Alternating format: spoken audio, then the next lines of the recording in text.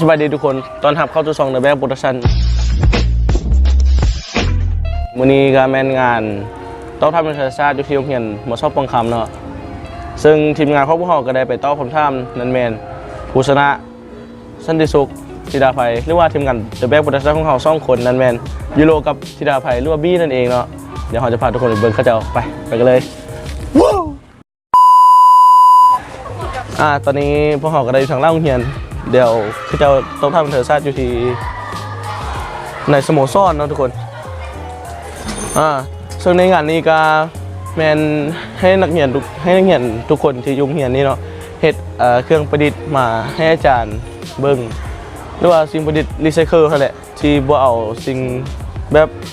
อย่างไปซื้อมาให้เก็บจากข้างขี้มาเฮ็ดเองเสียแต่ห้องกับบ่ฟังเนาะเขาก็ไปซื้อมาเฮ็ดคือเก่าเนาะทุกคนเดี๋ยวจะพาทุกคนไปเบิ่งไป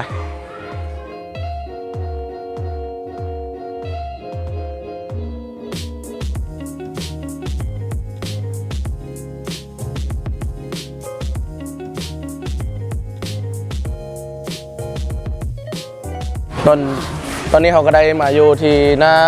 โรงเรียนแล้วเนาะหน้างานก็มีต้นคริสต์มาสที่เฮ็ดจากอันตุกน้ำพวกเจอตุกน้ำพลาสติกของเขานี่แหละเนาะซึ่งเป็นขี้เหงื่อที่ทุกคนบ่ได้ใช้แล้วก็พวกเขาก็เอามาเฮ็ดเป็นต้นคริสต์มาสนี่เขียนว่ายินดีต้อนรับงานข้ามต้อวิทยาศาสตร์นั่นเองเนาะซึ่งเขาจะก็ตอบถามอยู่ทางในเดี๋ยวถ้านึงเขาจะตอบแล้วเขาจะเข้าไปเบิ่งกันผู้เศร้าที่บริจาคเครื่องไว้อะไรพบกับนางสุปานีรถปุกกี้ของเราเองวันนี้เข้ากองเฮ้ยต่างกันอันนี้เอาไว้อ่านนี่ไงเราก็ได้เป็นหน่วยงานป้องกันอันนี้เนาะทุกคนป้องกันอยู่ที่ห้องหมอซอเฮ้ยห้องสมุนซ่อนนี่หมายคนหนึ่งแล้วเนาะถ้าวิชัยหรือว่าลีนเองเนาะทุกคนเขาจะพาทุกคนไปเบิ่งเครื่องประดิษฐ์ของพวกเขาที่ประดิษฐ์อยู่ในห้องม.5.1 ไปฝากเขาเจ้าไปเบิ่งถึงไป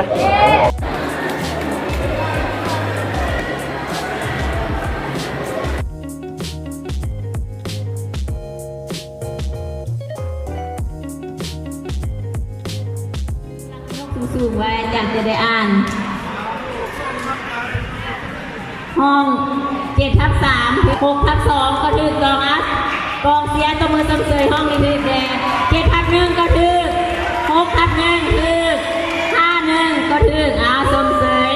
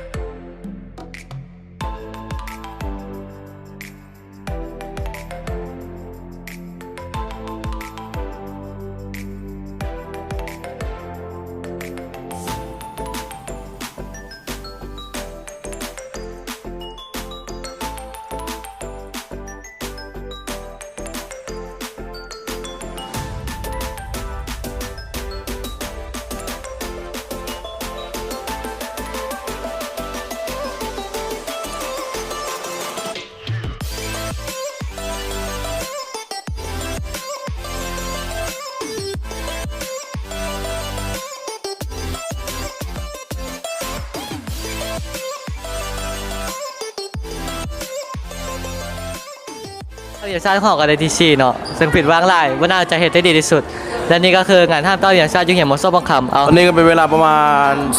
12 โมง 1 โมงแล้วพวกเรากันยังบ่ได้กินข้าวสวยเทื่อเดี๋ยวพวกเราจะออกไปกินข้าวคลิปนี้พวกเราก็ขอลาไปก่อนเจอกันใหม่คลิปหน้า